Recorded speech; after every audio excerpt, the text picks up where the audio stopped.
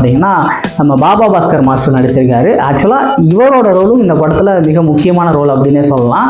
நம்ம ஹீரோவோட மருமகன் இருக்கான்ல, அதாவது பாபா பாஸ்கரோட பையன், பாபா பாஸ்கர் மாஸ்டர் இருக்கார்ல, அவரோட பையன் வந்துட்டு எப்போ பார்த்தாலும் நம்ம சூரி கூடயே எங்கே போனாலும் போகிறது, தூங்குறது, நைட்டு தூங்குறது கூட சூரி கூடயே தூங்குறது, இப்படி மாதிரி எப்போ பார்த்தாலும் தன்னோட மாமா கிட்டே இருக்கிறான். இதை வந்துட்டு நம்ம பாபா பாஸ்கர் மாஸ்டரால் அக்செப்ட் பண்ண முடியல.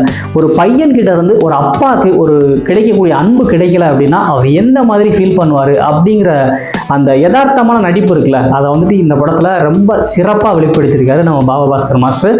அது மட்டும் இல்லாமல் ஃபர்ஸ்ட் ஹாஃப் முழுக்க இவருக்கான கேரக்டர் வந்து பெரிதும் இந்த மாதிரி விஷயங்கள் இல்லாமல் இருந்தால் கூட செகண்ட் ஹாஃபில் இவரோட நடிப்பு வந்து பார்த்தீங்கன்னா வேறு லெவலில் இந்த படத்தை தூக்கி நிறுத்தியிருக்கு அப்படின்னே சொல்லலாம்.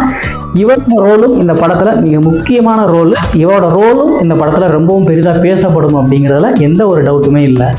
நம்ம ராஜ்கிரண் அவர்கள் வந்துட்டு இந்த படத்தில் நம்ம